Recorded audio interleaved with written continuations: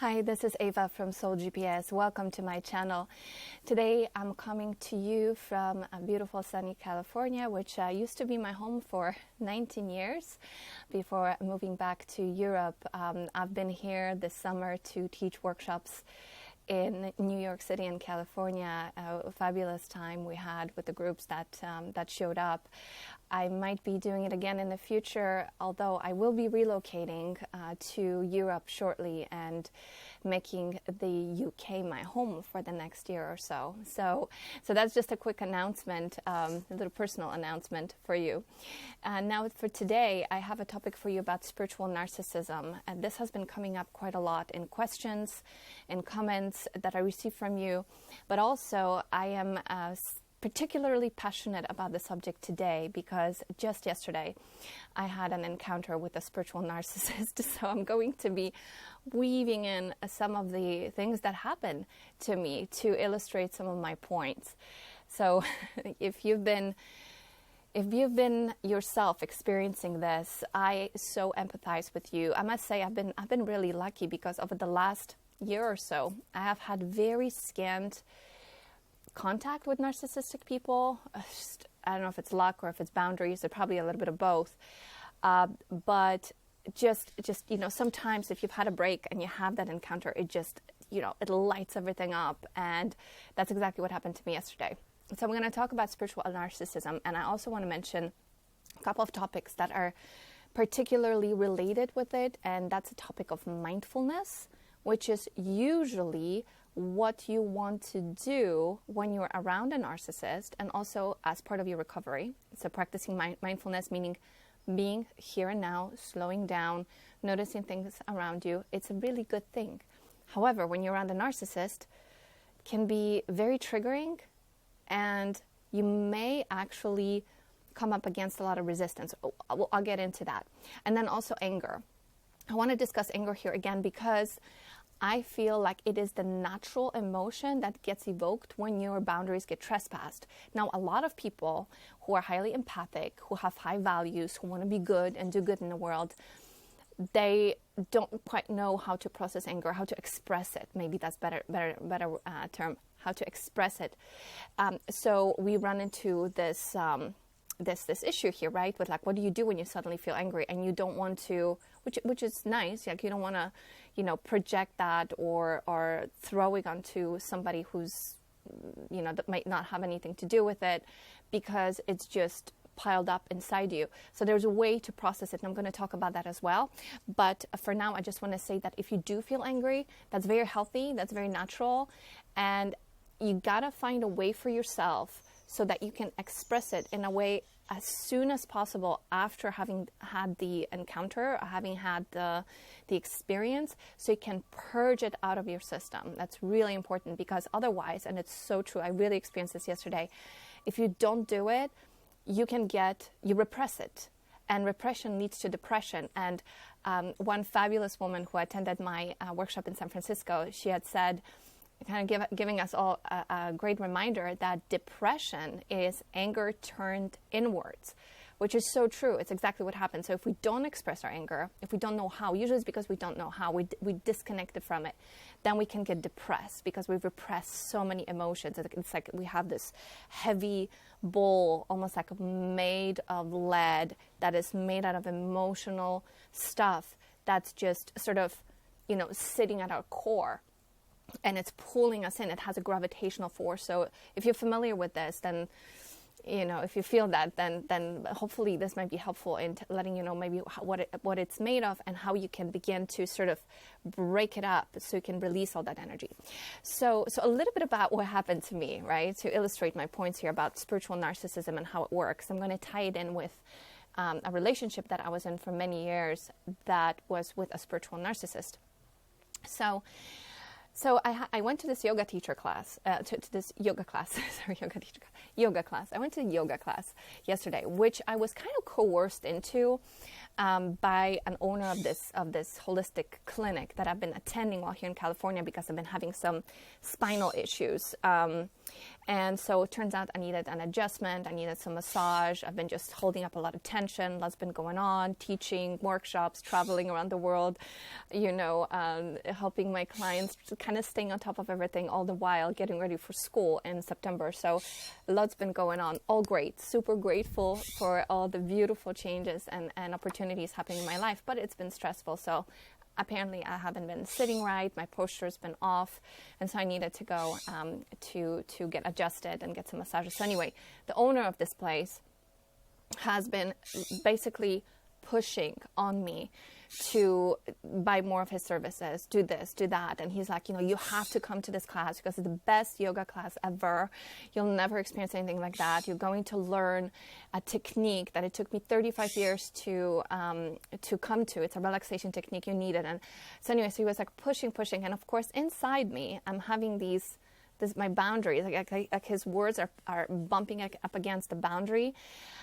But, I'm like, okay, this is probably going to be harmless. It's been a while since I've actually gone to a proper yoga class. Why not? I'll go ahead and do that. Well, it turns out that in this class, most of it was basically selling himself as a life coach, as a teacher. But what was really appalling to me, and when I want to bring this up, because I don't want to dive too much into everything that happened, but one way you can recognize that a person is narcissist, especially in the domain of spirituality, is that they don't listen. They will not listen to you. They won't listen to what you're saying. They're going to be very dismissive. They're going to want to shut you up and just lay into you with their dogma, with their words, with their, basically what I know, what I think is the ultimate truth, and what you know and what you think, it doesn't matter. And it's like, that's the feeling that I was getting. And he was doing that with other people who were present in the class. And basically, he also revealed to us how he relaxes himself. So the way he relaxes himself is that how he gets into the present moment is that he names things, for instance, which is actually a really good technique. I've used this myself and it's good. And basically what it is that when you're under a lot of stress, you take a breath, you connect with your breath, and you name things that are happening around you. So for example, there's a chair across from me. I'm sitting at a table. I feel my feet touching the ground. I can smell an engine going off. I can hear an engine in the distance. I can hear my voice. I can feel the earphones in my ear, right? Stuff like that. And then you land in a present moment. It's a really good technique. But to say that it's like the most profound thing ever could be a bit of a stretch. But what was really revealing is that he says that when he sees clients, when the clients speak to him, he still does that, meaning that he names things that are happening, including like, okay, she has a red dress on. I see, there's a chair behind her. There's a wall. There's this, and I called him on it, and I said, well, isn't that a little bit dismissive when you do that with your clients? And he just became very defensive with me, and whatever. If that thing works for him, it works for him. But from my point of view, listening is a sign of empathy, especially when you're working with clients. And if you're teaching some kind of a spiritual truth, and you're not leading a person deeper within themselves, then there might be a problem. So this man was doing that so ostentatiously during this class. And while sort of coercing us into purchasing his other products and so on, it was just really, really intense. So everything in my body just began to scream. So what we tend to feel when we are around a narcissist is this emotion of revulsion. You just feel resistance, right? And some of them, they can be very intuitive, can call you on it, and they can say like, oh, you're resisting me. Like, why don't you open up? Why don't you relax, right? And that's how they begin to penetrate your boundaries and going deeper and deeper through. And they do this by using shame, guilt, and fear, the primary three heavy emotions that will chip away at your identity, that will chip away at your boundary, especially if you are unsure of yourself, if you're not quite yet sure what your preferences are, if you haven't worked on establishing boundaries, and if you haven't practiced assertiveness. Because assertiveness is something that I was teaching at the workshop too, is like you have this boundary, right? And assertiveness is kind of, imagine yourself stepping in front of your boundary and communicating with the world while protecting yourself. So you need to also state your truth, state your preferences, state what is right for you and what is wrong for you, what doesn't resonate with you versus what resonates with you. You need to know these things. And that also comes with self-knowledge. So for the people that were present, very sweet people in the class, but you could tell, like if you do this for a while, you can kind of see it, can tell that they were having some trouble with expressing their preferences. And they were just, they were really much like a nodding and smiling. They would be signing up and doing the things that the guide asked them to do, even though, and I know it's like, it may sound like I'm not maybe giving you a lot of concrete arguments as to why I think this man was a narcissist, because he was, again, saying really good things, but it was something you feel. It's something you just tune into, and it evokes emotions in you. Somebody could say, well, Ava, you were just being triggered, right? He just triggered you. And it's true. Yeah, he did trigger me. He did remind me of my ex-partner who used to do this all the time with me. And it made me really uncomfortable. Especially it's challenging when you're being taught to practice mindfulness. And so that's what I wanted to talk to you about this right now, because when you're around a spiritual narcissist, let's say it's a teacher or it's some form of a guru, it's somebody who just keeps on sort of throwing their dogma at you, at your head, it is not, he or she are not really paying attention or responsive to or even receptive to your truth and where you're coming from. Like they treat you, like these people treat you like less than, because they are so enlightened and they know it all, right? You get that feeling from it. If you're dealing with somebody like that, then naturally you're going to feel that inner resistance. You're going to feel that repulsion. I want you to really listen to that and really follow it and really like stop questioning it, because the truth is that this person could be literally bumping up against your boundary and trying to push themselves into you, and which is not healthy. I've done this for 9 years with this person, and that was devastating to my sense of self. I got to the point where I felt like there was none of me left, because I had to submit all the time to what he was saying, because otherwise I would get punished, right, with a variety of techniques that he was using with me. So it was very dangerous. So if you feel this growing repulsion towards someone you've been maybe following, or follow it, trust it, and it will keep on growing. The more aware you are of yourself, where you end and where others begin, the more you respect yourself, the less you also push yourself onto others. Because remember, like boundaries, it's also like we protect ourselves from the assaults coming from the outside or the coercion coming from the outside in, but also we're watching what we put out, and we want to do it in a way that's contained, that's almost diplomatic to a degree, but at the same time, it's natural and organic, so that we can be spontaneously in the moment, which is like a healthy way to be. So this growing repulsion is going to keep growing, and that's a good thing, because you'll be able to sense, sometimes without even speaking to somebody, just standing next to them in a line, you may start to feel uneasy. So, you're not doing anything negative towards this person. You're not going to be telling them like, oh, you're such a narcissist, and like, people, stay away from this guy, right? No, it's just that this is your sign for you, your clue to distance yourself a little bit and get deeper into yourself. So that is your inner compass. That is your intuition speaking to you. This is the thing that I dedicate this channel to, right? It's the soul GPS. It is telling you that something's off, right? And we can either say yes, which is, I've done that many times. These are the mistakes I've made and I own up to these days, is I've said yes when I should have said no. And then I'm led down this rabbit hole into this really twisted realm that is just making me even more confused, making me lost. It's robbing me off of my sovereignty. It is making me do things that normally I wouldn't do. And, I've been curious when I shouldn't have been. I've said yes when I should have said no. We grow and we learn, but I can guarantee you say no enough times to these kinds of treatments, to these kinds of people, to these kinds of energies, and you're going to be amazed at how your life begins to blossom and develop. So I want to talk a little bit about mindfulness, right? Because all spiritual teaching basically teaches us to be true to ourselves, to be centered, to be present in the moment. And mindfulness, which is how you access higher states of consciousness. And mindfulness is kind of like the step 0, right? The first step you want to get to. So you are not distracted by your mental static. So this is what the guy was teaching. This is what my ex was trying to teach me too. I mean, I met him when I was 19. I knew nothing, about any of this. This was all super fascinating to him. I mean, he traveled around the world. He's done like any spiritual discipline under the sun. Like the guy was like a walking encyclopedia. But he had that narcissistic shell, which I did not know about at the time.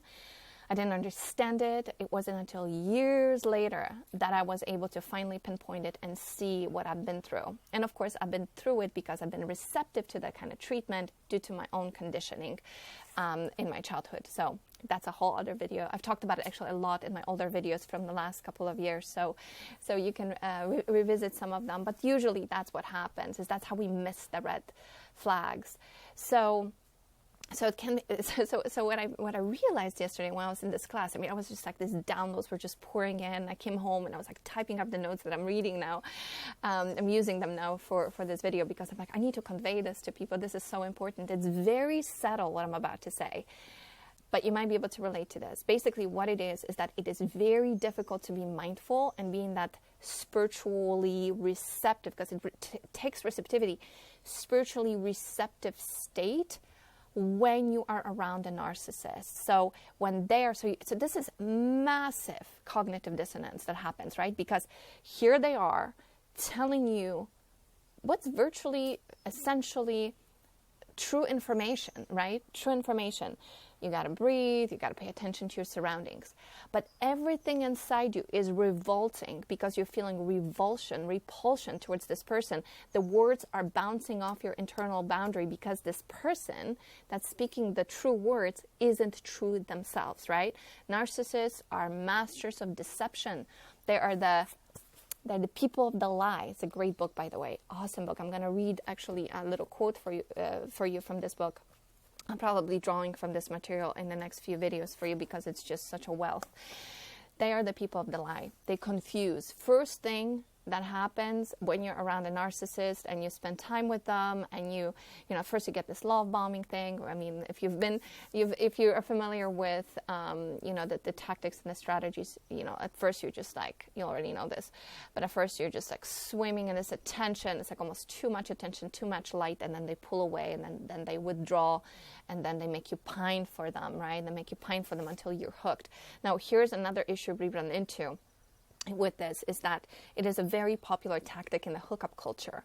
So a lot of people who may not be narcissists are actually learning narcissistic tactics, which is kind of crazy. But thankfully, more and more information out there on the web is exposing that. And I just want to tell you that if you're prone to thinking that there are no good men or women out there, that you, for the rest of your life, you're going to have to be alone and suffer in silence and away from people, trust me, it is not. Well, actually, you might have just gotten triggered when I said trust me, but you'll discover this.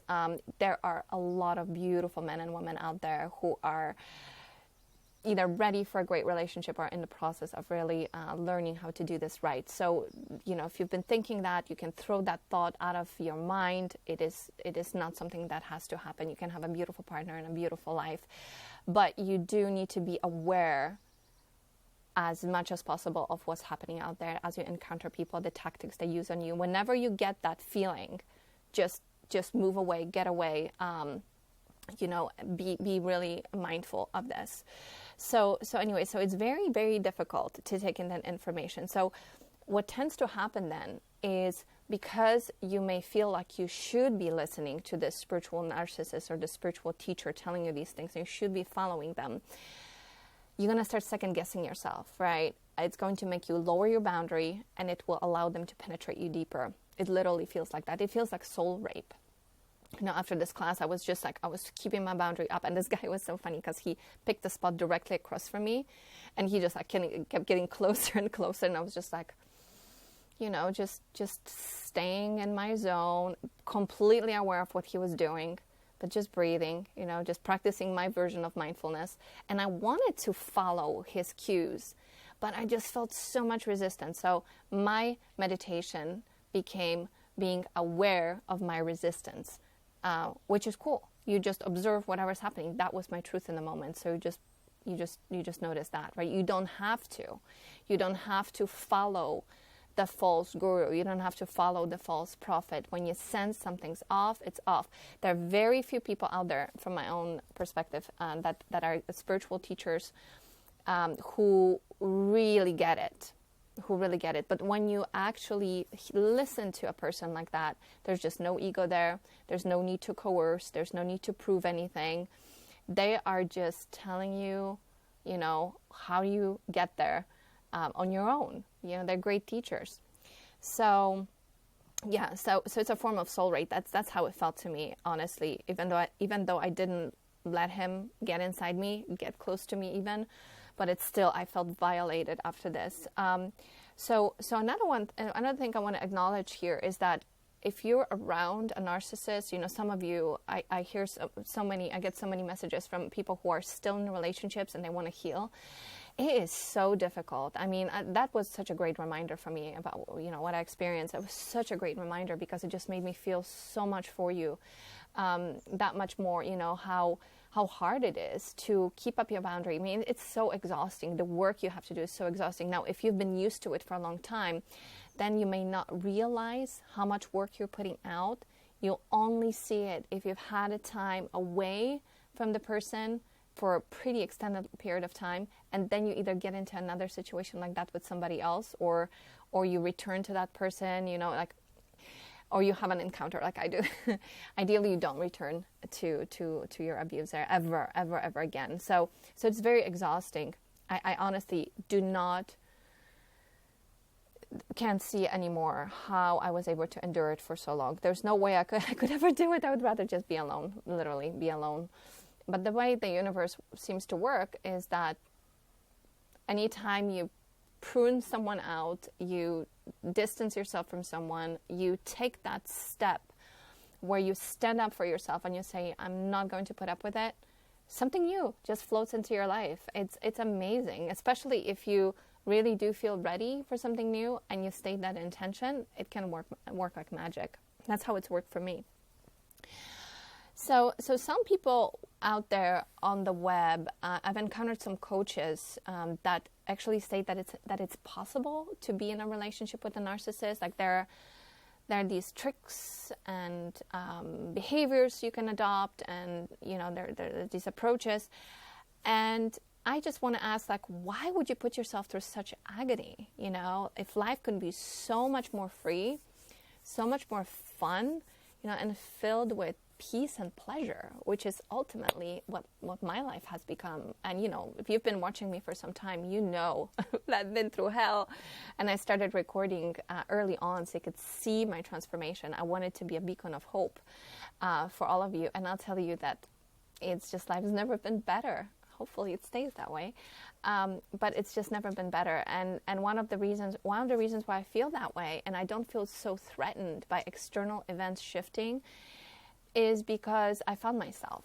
And, once you find yourself and you really, really get a hold of that essence, that light inside you, and you love spending time with yourself, and you trust that you will always create a beautiful life around you, no matter where you go, and you'll draw the right people in, then it doesn't matter whether people leave, whether circumstances change, because you can recreate it. It's an amazing confidence that this builds inside you. And because you're worry-free for the most part, something still, sometimes come up, but for the most part, you're more worry-free. You just kind of gracefully sail through life. it's like people like that. They want to be around that. So you really end up drawing some spectacular people to you. So this is something I really wish for all of you. Stay on this journey, but really get inside yourself and really learn to value who you are, because you are very valuable. You're more valuable than you realize.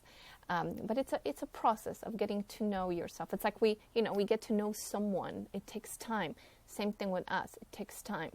So spiritual narcissists, in my estimation, are very dangerous people, because again, they speak a lot of truth, but they don't live it. They are hypocrites, while being, a deceiver. They're deceiving. That causes a massive cognitive dissonance, because you should be in the moment, but you can't be in the moment. It's very difficult to be in the moment, to follow those cues, because that person is just not an example of what they preach. And that happens a lot in spiritual circles. Okay. Yeah, so now I remember, I just wanted to, I'll mention this, I made the note that I now remember why I was not able to take in the teachings when I was with my spiritually minded narcissist, right? Because what he was saying made sense, but I felt repulsed. I would sometimes do the opposite things he suggested, just to be able to have at least a tiny thread of my individuality intact. It was like an act of rebellion that, of course, I would get punished for. And to show myself that I existed, that I had a choice, I would do that. I would go against what he was saying. Unfortunately, some of these behaviors were not healthy. But that's what happens when you're in the presence of a narcissist. Your world literally gets thrown upside down. So why did I stay? Why did I stay for so long, right? Well, first of all, I didn't know. I did not have this information. I had no healthy role models. I was attached to a happy ending, which is what I talk about in my Unchained course that I have on my website. What are the reasons why we stay? And that's one of the reasons. We just want to make it work. We want this story to have a happy ending. Sometimes it is to make good of an older relationship that didn't work out, that reminds us, that this one reminds us of. We want to create that happy ending with somebody else. I also felt guilty. I felt guilty about having negative thoughts, about questioning him. He was so powerful. Like, how can I question? And I also felt that it was my fault. He was very good at blame shifting. So I felt it was all my fault, why I felt the way I did, why I reacted the way that I did. Because I didn't understand that there are people with this narcissistic core that they will think maybe even that they're saying the right thing, but they just don't, it can't receive you. There's a block. They can't receive another person. They can't see you as a living, breathing human being with your own preferences and needs and wants. They can't see that. They use you as an object. They use you as one of the many in their life that they use for some particular purpose, whatever that may be. It's very sad. It's very, very sad, and these people make us feel very lonely in a relationship, but they're the ones who are really suffering from loneliness because they can never connect with anyone. And having had this actually several interactions with this man who taught the class yesterday, I really realized walking back from that class that he will never change. He is so convinced that he's got this thing figured out that there's just nothing that would change him. And when I was trying to question some of the things that he was saying, I've done that previously too, when I would get a lot of pushback. And I was like, why is he pushing back so much? These are benign questions. I just want to learn about my spine and ask questions. And he's like, no, he knows. You just got to do what he says. It's like this guy. And, he will just not let you in. It's impossible. So I just don't see it, I just don't see it. And then it was interesting because I was walking back and I was walking through this park, and there are a whole bunch of people in this park, with their kids and so on. And I just looked into some of these people's eyes, and I was like, oh my God, empath. They were just smiling, and they had this benign look in their eyes. And I compared with the narcissists, they're usually they have this kind of hard look around their eyes when you can just sort of feel like there's a barrier there that's not penetrable, but they want to penetrate you. They want to get inside you, but you can never quite get through that to them. It's so interesting.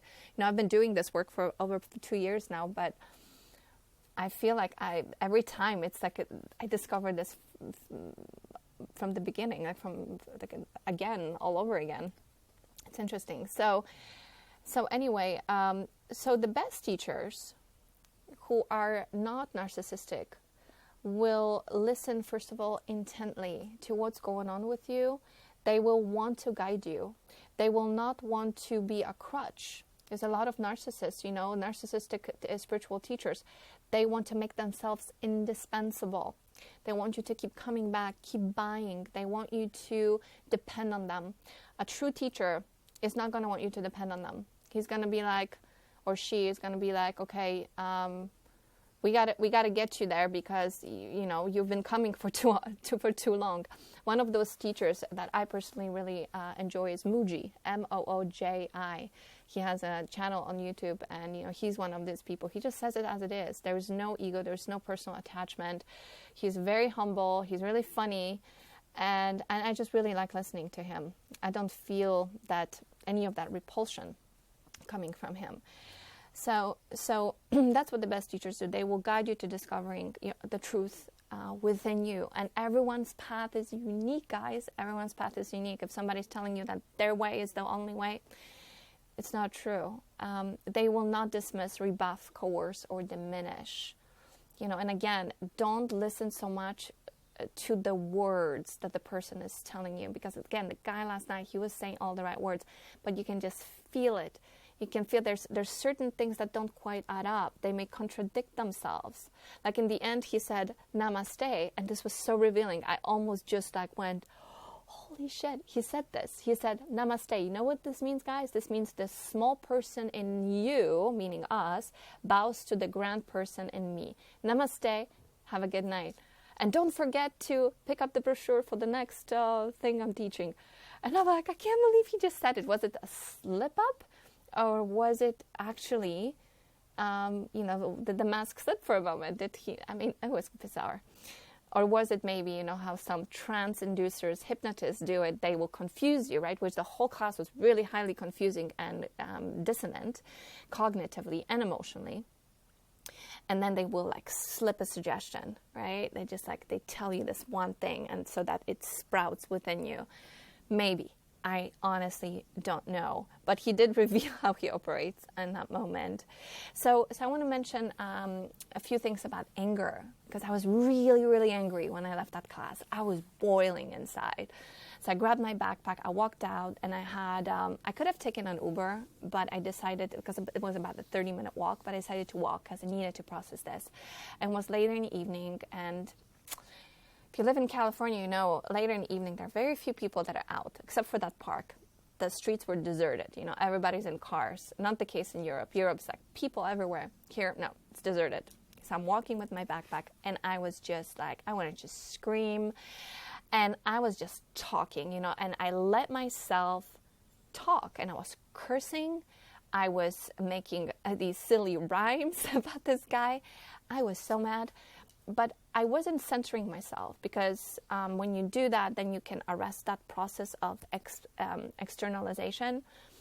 And so I wasn't censoring myself. I was just observing. Just the same way when I was in a class and I was observing my my revulsion that I was feeling towards this person, I was also observing myself expressing my anger. It was really interesting because I was walking by a pond where there's lots of geese, Canadian geese. And if you watch animals for any period of time, you'll see that when they get into some kind of a conflict, they tend to afterwards shake their body. Like, for example, a bird will shake their feathers, right, their wings. Or a dog is going to just do a shake, right? They shake. They do some kind of an intense movement to almost purge their trauma out of their cells. Now with us, even if we do shake, which I encourage you to do, or do something physical right after you've been inundated with something that's very much, just trespassed your boundaries and evoked anger in you,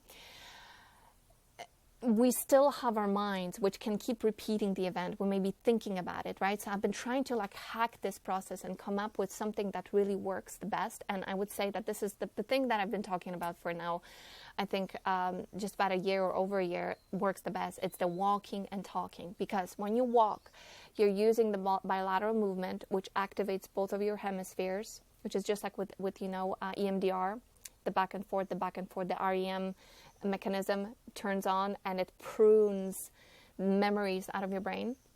So it activates that. So when you walk, especially if you walk fast, so I walk faster, I want it to be a little out of breath, and you speak the words that are going through your mind, like, oh my God, like this person, he just did that. Like I just saw that. I'm feeling so angry right now.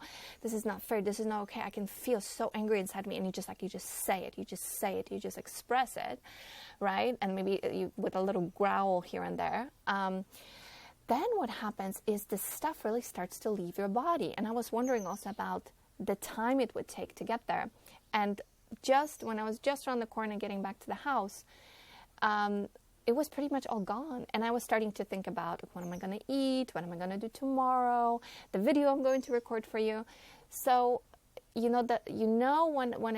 you've done it, after, when you notice that these more benign thoughts and feelings are beginning to trickle into your consciousness, you're no longer in the grip of your anger.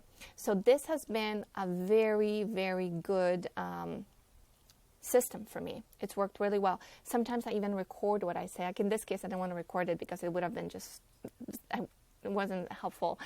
I was just like throwing fragments of words out there. But sometimes if you have something to process that's maybe a little bit more subtle and nuanced, and you're trying to penetrate your own mind deeper and try to entangle a neural chemical knot, so to speak, and talk about it, and recording it helps because you feel almost as if you have this, like there's a second person present that's listening while you're speaking. Creates a very cool dynamic in the brain. So I recommend you try that. Now, if you are very much spiritually minded person and you don't want to purge your negativity out there because you may be worried about, it coming back to, I promise you it won't, because you're doing it for the right intent. But if you need that extra help, you can state your intent. You can actually say, okay, God or universe or whatever the higher spirit and that you want to connect to is. You may address it and say, I'm going to now do some emotional purging. I need to get this anger out of my cells, and I want to purge it into like a container. And I find that one of the best containers to purge it into for visual help is a black cube, because black, doesn't typically let things out. And a cube is like a box, right? It's basically just a box that you're going to let all that energy go into. So when you're finished, or you cannot even do this at the end, you can just state the intent that is to be done once you are, once all of the anger leaves your cells. When you're finished, you offer that cube with all that energy to the spirit of the universe, and you let it compost it, turn it into light, neutralize it, right? So that is for those of you who may feel like it may be just a bit too much, right, in terms of putting that out there. So I hope that this video was helpful for you. It's a long video. I was thinking 12 minutes, of course, almost 40, but maybe hopefully it was useful. So do let me know in the comments below whether this was helpful, whether you had any other insights, any stories that you yourself, have been a part of recently, especially with regards to spiritual abuse. It is so prevalent in today's day and age. There's a certain beauty about the fact that we have, we're living in a times where so much information is available. So many spiritual practices are available. It can be a little confusing too, so make sure you pick one that really resonates with you. But also there are all these teachers out there who are just going to, basically they're trying to either get into your pants or get into your pockets or control you in any other way. They get a fix out of that. Just be mindful, be careful, and know that you do not own any person, anything. There's not a single human in the world whom you need to be an intermediary between you and the higher force. Right? You don't need anyone. It's between you and it. Direct access. Having said that, there are also amazing spiritual teachers, priests, who are just using the knowledge, the information in the right way to help empower people, to help bring them closer to God. So it's up to us. We need to be mindful. We need to be watchful. So I'm going to sign off for now. I wish you all a beautiful, beautiful day, night, morning, wherever you are, whenever you listen to this, and send my love to you. And, oh, hey, actually, before I sign off, I want to read you this quote. I almost forgot, from this book by Scott Peck, People of the Lie, because it really encapsulates the journey, the process of recovery from narcissistic abuse, and also it can help quell the cognitive dissonance that arises as a result of confusion. And here it is. Those who fully experience depression, doubt, confusion, and despair may be infinitely more healthy than those who are generally certain, complacent, and self-satisfied. The denial of suffering is, in fact, a better definition of illness than its acceptance. The evil deny the suffering of their guilt, the painful awareness of their sin, inadequacy, and imperfection, by casting their pain onto others through projection and scapegoating. Isn't that just brilliant? I think I'm going to be reading this passage in more than one video because I want everybody to hear it.